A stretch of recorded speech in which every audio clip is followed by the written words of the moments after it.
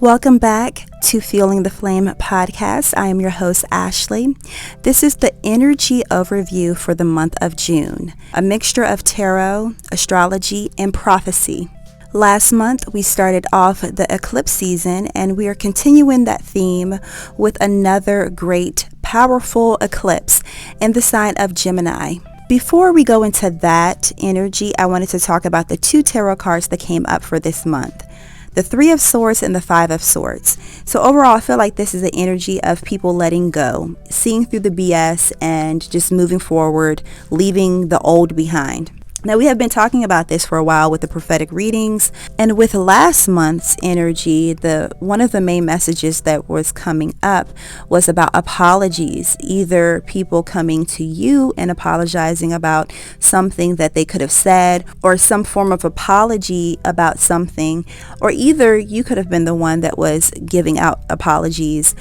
This apology could have even been to yourself because of some of the old beliefs, systems, habits, and self-sabotaging behaviors that kept you in a cycle, and that you had to somehow, on some level, apologize to yourself for holding on to something that was so toxic. And that toxicity is continuing on and sort of spilling over into this month. But however, I feel like a lot of the collective is leaving that behind with the Three of Swords and realizing that which hurt you is something that you need to move on from. And some people may know that in their minds, but however, I feel like some people, and we all have been there at times, it's sort of kind of hard to let go of something, especially if you have a vice, if it has a grip on you and it's some type of comfort. You may be used to that type of energy, and on a certain level, it feels like comfortability to you. So we're going to get into that. Another card that came out for the overall energy for this month of June was the Empress Card. And I feel like this type of energy, of course, is associated with Venus, but I feel like this definitely confirms that this overall energy is going to be about relationships and learning how to rebuild relationships and understand and empathize with other people. This is a good time to revisit the themes surrounding relationships, how one may communicate in relationships, both on a romantic level and on a family or friend and even platonic co-worker type of level. As on the second, Venus moves into the sign of Cancer and then later transitions into the sign of Leo. And with Mercury in retrograde until June 22nd, I definitely feel like this is a time to really revisit love and the theme of love and how to receive love, give love, etc. And it really is strongly tied to last month's energy with the theme of apologies. I still feel like there's apologies that are going to be coming through. And especially this confirms that with the Nine of Swords, the ruling energy for the eclipse happening on the 10th of June. This eclipse is a solar eclipse happening at 19 degrees in the sign of Gemini. The Nine of Swords is the ruling card for this decan of Gemini. And I feel like, one thing I really feel like is internet debacles that could be steering up, and I specifically hear steering up, like someone that has a big pot and they're taking that spoon and steering things up purposely to get some type of reaction out of a certain individual. I really feel like this could be even groups and bodies competing. I specifically hear the word competing with one another. This could be groups on groups surrounding certain ideas and being really strong with their belief systems and wanting to oppose that onto other groups, and people throwing around a lot of hateful language. And after all of this energy settles down, that people will come to their senses and want to apologize later on for a lot of the things that they could have said. But once things are online, you pretty much cannot erase it.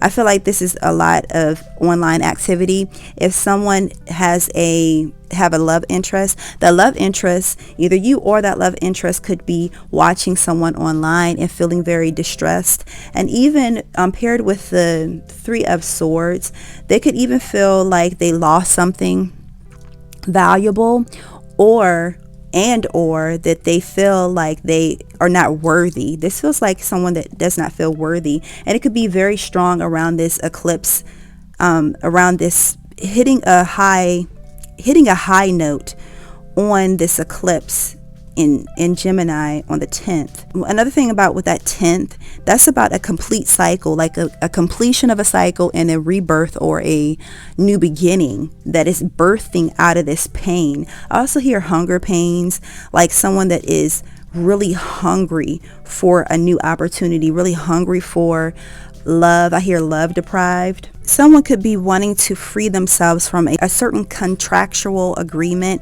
that they may have signed. I hear earlier last year. It could be a marriage. It could be, I hear a birth certificate. Another thing I hear. In somebody, they regret some type of decision. It feels like something that is connected to something as serious as a marriage. It doesn't feel like anything dealing with like a business or anything like that. It feels like something dealing with like a marriage or something that is spiritually connected, and they're realizing that it's a karmic lesson that they had to learn, and it's coming to a pinnacle during this eclipse or around this eclipse. Then with the Five of Swords, this is definitely like a family matter, where it could be some type of stirring up in the family and someone wanting to leave the family situation or the family unit, and one person is with it, the other person is not with it. So some of that could be coming to a head. I definitely feel like it's a lot of fighting for freedom around this time, whether it be dealing with politics and the main things that are in the media now, all the way to small issues in the family or family homes or family units. Another thing to keep in mind is that the nodal axis is highlighted right now. From the Sagittarius eclipse that we just left out of, where we were getting rid of stuff, we were allowing that bottom of the gut type of sludge to come out of the South Node. Now we are ready to receive new downloads as we have removed ourselves of the excrement that was left. This Gemini solar eclipse, so solar energy or the sun deals with not just the father, not just the conscious mind, but it also deals with political figures or rulers, like leaders, figures, public figures. It's going to be interesting to see what plays out over the next several months. The full moon in the sign of Capricorn at 3 degrees. This first decan is ruled by the Two of Pentacles, and that is a gentleman standing on dry land on one leg, juggling 2 different pentacles. In the background, you can see a ship, 2 ships actually being tossed to and fro, up and down in the background on the ocean and the waves. This always reminds me of someone that is wishy-washy, and it reminds me of this scripture, one that is tossed to and fro with every wind of doctrine. So someone that may gossip, someone that may listen to gossip, or someone that is so unsure about what is going on or so confused that every article that they read, every news report that they encounter, they believe it. Every bit of information that comes through on the internet, on their phone, that they hear, they believe it, and they're so confused. This could even be someone that is scared about what is going on, or confused. This also feels like someone that is just unsure of themselves altogether, and it's just coming to a head during this full moon. This feels a lot like people, like 2 groups of people that are just lost. Like, okay, so on this card, you have someone that is dressed in red. So red is authority. And they have 2 different pentacles. It reminds me of the trickster. It reminds me of like someone that's telling one group one idea and then telling another group another idea. Or this could be two different people and they're trying to juggle both groups. It feels a lot like government. It feels a lot like, I hear government pages. The government pages, so it definitely feels like something that is taking place online, almost like a showdown. This is a person or a group of people that when they hear something, when they see something, and they may not have the full picture, they're quick to act, they're quick to say something, they're quick to jump on one side, and then they may even jump on another side. And they swear that they're right, the other person is wrong. This feels like a lot of religious dogma. This seems a lot like people really voicing their opinions and getting stirred up. And definitely with the waves in the background, and you have two different ships and they're just being tossed and they're just up and down. People that are really emotionally charged. This could be in family situations, but I definitely know for sure that it is dealing with like the world and dealing with public eye and being seen. Spectacle, I hear, like someone like the trickster, like really putting on a show, and it's almost like a showdown, like two possibly political parties or two people in authority. That's what I know for sure, that have things to show off, like they're really showing off, putting on a show. And it's not necessarily for clout. It's more so, it could be for clout for some people or for some parties or for some agendas, but it's more so about temper tantrums. That's what I really feel, as you have the Three of Swords here, and then here with the Five of Swords. It definitely feels like temper tantrums, people that want to have their way and they just swear up and down that they're right.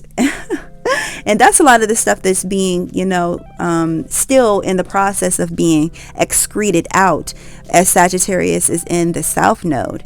And with the Gemini and the North Node receiving those new downloads. But first it has to go through the filter of the collective, as we are the spiritual trendsetters, that we have to set that tempo to help others march to it. It's almost like a dance instructor. This card actually does remind me of someone that could be dancing and they're trying to get into rhythm, but they don't have rhythm. So the dance instructor comes over and says, okay, well, you got to swing your hips a little bit this way and swing your hips a little bit that way. And then they get into the groove. We are the spiritual trendsetters, so we have to set the spiritual tempo to help others to get into formation and help others to get into the spiritual swing, as all of this energy that's been bottled up for so long is coming out and it wants to express itself. One thing, when I said formation, I thought about that Beyonce song, Formation, okay, come on, ladies, let's get into formation. I always really like that part right there, because it's like, okay, hello, let's get into formation to receive the information. How do you receive the information if you're completely out of tune? Once again, another reference to music. This is another message. This may not necessarily be during this time period, but like the face of music and entertainment is changing. And that's in general. I've been feeling that anyways. I hear data collection with the Three of Swords, the Nine of Swords, and then with the Empress card, and the Empress, can deal with music and entertainment and beautification and even media, that the face of entertainment and entertainers are changing. You're going to see more holistic type of, more crystal, spiritual, woo-woo type of entertainers in music. And honestly, it has been under the surface, layered in a whole lot of hoopla. For those that have an ear and an eye to really see it, they can see the message behind the traditional message that most people may hear. But it's going to start to come to the forefront even more so to help awaken the collective, because at first the world was not ready for it. So they had to layer the messages under a whole lot of like, oh, I got this new bag, or I got this new car, oh, I'm living it up with money, and all of that stuff to really appease the carnal mind. But a lot of that is starting to break away. And over the next 10 years, you're going to see that a lot of the celebrities that were about the red carpet and the glitz and glam, that they're going to start to transform the way how they do award shows and entertainment. There's going to be a lot more of pods, like online platforms where people can really speak their true, authentic mindset, and it's going to catch like wildfire. Another thing is recycled goods. Here with the Empress card, people are going to start to care about Mother Nature more. They're going to start to want to get out into nature and use solar energy. I'm looking at the 9 of Swords and the Empress card together, and I hear kumbaya really coming together with small groups and even in person in a more holistic way.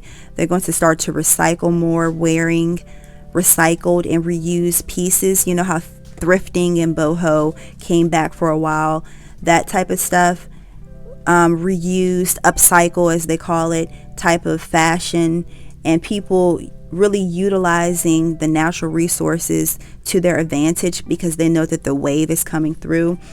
I know like celebrities like Pharrell and other celebrities, they have been really conscious about utilizing things from the recycled community or recycled goods. Natural makeup. Alicia Keys has like natural skincare and not wearing a lot of, well, actually I don't think she wears makeup anymore, but you know, that stuff will play out. I just felt like I was supposed to say that now. I know it's only for the month of June, but I feel like I should say that. Another thing, I think I may say this for another reading. It was a message when I was walking a while ago about twin flames in nanotechnology.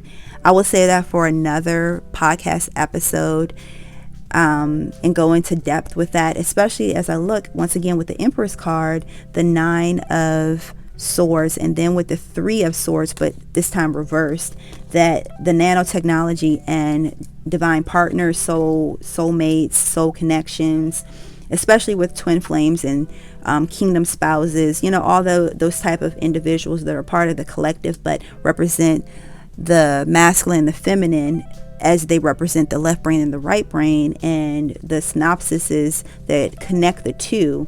That is all symbolic. That's just a scientific way of how to explain it. And with the nanotech and, you know, the future of mankind, that would be for another topic. But I feel like I feel like this is a good message. I have some other notes, but I think that this is good. So thank you guys once again for tuning in. Make sure that you do follow this podcast. I publish a new episode every Wednesday at 10:10 a.m. You can check out our YouTube at FD1111 Ministries. You can read our blogs at FD1111ministries.org. If you are interested in working with me, you can always find me on Etsy or on one of the other platforms.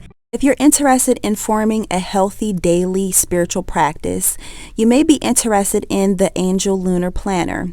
Some of the features are a daily spiritual habit tracker, an angel directory, a divination directory, and I cannot forget the new moon, full moon, solstice, and equinox journal prompts, and other spiritual tools to help you form a healthy daily spiritual practice.